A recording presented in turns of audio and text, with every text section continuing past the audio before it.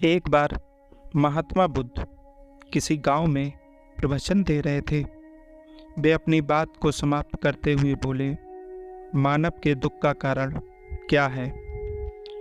स्वयं को किसी से बांधना।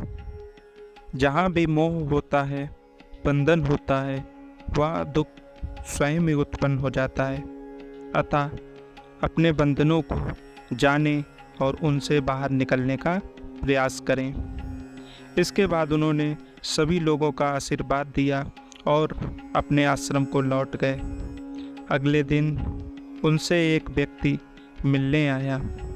वह बुद्ध को दंडवत करता हुआ बोला, महात्मा, मैंने कल आपका उपदेश सुना। आपकी बातें मेरे हृदय में उतर गई हैं। मैंने अपने बंधनों को तोड़ दिया है, सारी मोह माया का त्याग कर दिया है। अब मैं आपकी शरण में आना चाहता हूँ। उस व्यक्ति की बातें सुनकर बुद्ध मुस्कुराए और धीरे से बोले, मुझे विस्तार से बताओ बस, तुमने कौन कौन से बंधन तोड़े और किसका मोह त्याग दिया है? वह व्यक्ति बोला, मेरे घर पर मेरे बूढ़े माता पिता और पत्नी है। मेरा एक छोटा बच्चा भी है। मेरी पत्नी बहुत बीमार रहती है। उसके कष्ट देखकर मैं अक्सर सोचता रहता था कि वह मर जाए तो उसके कष्ट दूर हो जाएं। उसकी वजह से मैं बहुत दुखी रहता हूँ।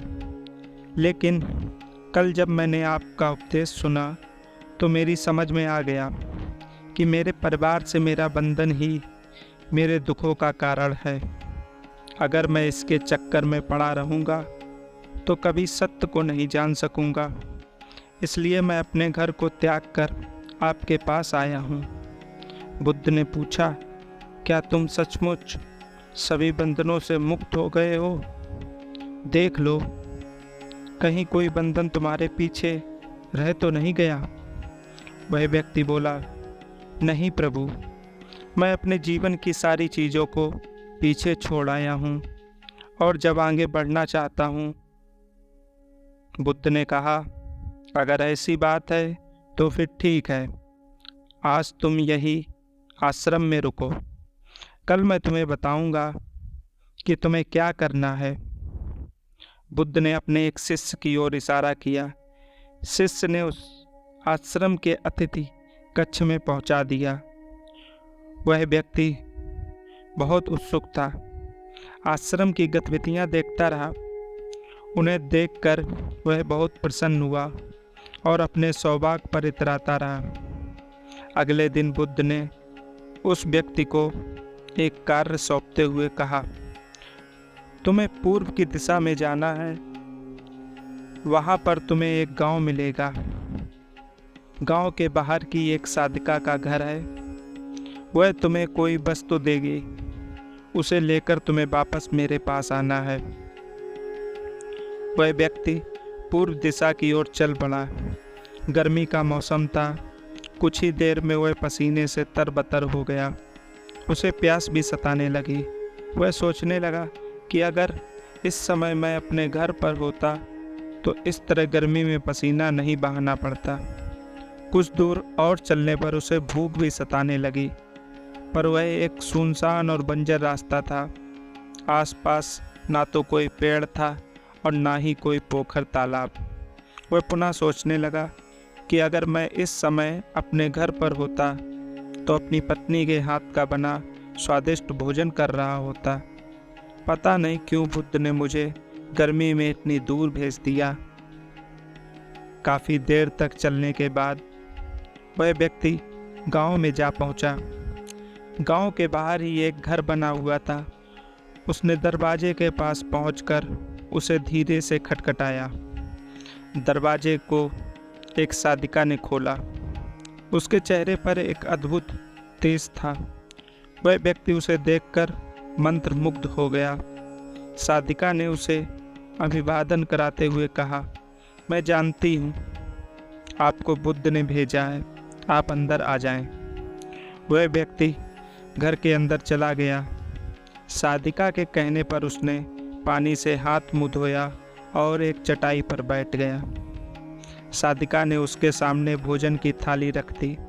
वह जल्दी जल्दी भोजन करने लगा। अचानक उस व्यक्ति की नज़र साधिका के पैरों पर पड़ी। उसके पैर बहुत सुंदर थे। वह उन्हें देखता ही रह गया। तभी साधिका ने उसका ध्यान भंग किया। वह बोली, जिस व्यक्ति को बुद्ध के चरणों में स्थान मिल जाता है, फिर उसे किसी अन्य के चरणों की आवश्यकता नहीं पड़ती। साधिका की बात सुनकर वह व्यक्ति लज्जित हो गया और नजरें नीचे करके चुपचाप भोजन करने लगा। भोजन करने के बाद साधिका ने कहा, आप बहुत दूर से आए हैं, थक गए होंगे, यहीं चटाई पर लेट जाएं, मैं पंखा कर दूंगी। वह व्यक्ति बहुत थका हुआ था। वह चटाई पर लेट गया और अपनी आंखें बंद कर लीं।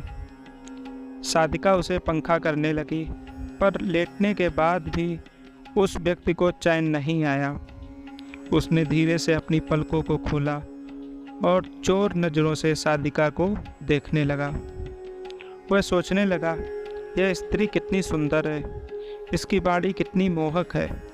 अगर यह मेरी पत्नी होती तो मेरा जीवन स्वर्ग बन जाता। साधिका इसके मन की बात समझ गई और वह बोली, शरीर में कुछ नहीं रखा है, यह केवल मांस, मज्जा और अस्थियों का जोड़ है। जो व्यक्ति इसके आकर्षण से मुक्त हो जाता है, वही सत्य को प्राप्त कर पाता है। यह सुनकर वह व्यक्ति घबरा गया। वह चटाई से उठ बैठा और बोला, अब मुझे बुद्ध के पास जाना चाहिए। कृपया आप मुझे वह सामान दे दें जिसके लिए बुद्ध ने कहा था। साधिका ने मुस्कुराकर जवाब दिया, बुद्ध ने आपको जिस कार्य के लिए भेजा था वह पूर्ण हो चुका है। साधिका की यह बात उस व्यक्ति को समझ में नहीं आई। वह दरवाजे की ओर बढ़ा। दरवाजे के पास पहुंचकर वह एक क्षण के लिए रुका और पलट कर बोला, क्या आप अंतर्यामी हैं? आपने मेरी मन की बातें कैसे समझ ली? वह स्त्री मुस्कुराते हुए बोली, बुद्ध की कृपा से मैं मोह माया से ऊपर उठ चुकी हूँ, इसलिए भावनाओं से निर्लिप्त हूँ और किसी के चेहरे को देखकर उसके मन में उठने वाले विचारों को समझ लेती हूँ। उसकी बातें सुनकर वह व्यक्ति एक बार पुनः लज्जित हुआ और सोचने लगा कि जिस स्त्री ने सच्चे मन से मेरा सत्कार किया, मैं उसके बारे में क्या सोचता रहा। उसके बाद वह बुद्ध के आश्रम की ओर लौट पड़ा। आश्रम में पहुंचकर वह व्यक्ति बुद्ध के चरणों में गिर पड़ा और बोला, महात्मा मुझे क्षमा कर दें, मैं बड़ा पापी हूँ। उसकी बातें सुनकर बुद्ध मुस्कुराए और बोले, मैंने तुम्हें साधिका के पास इसलिए भेजा था ताकि तुम अपने आप को देख सको। अब मुझे बताओ, क्या तुम सचमुच मोह और बंधन को त्याग चुके हो? वह व्यक्ति कुछ नहीं बोला। वह नजरें नीचे किए चुपचाप खड़ा रहा। बुद्ध ने कहा, बाहरी बंधन और मोह को त्यागने से हम बंधन मुक्त नहीं होते। दरअसल बंधन और मोह हमारे भीतर होता है।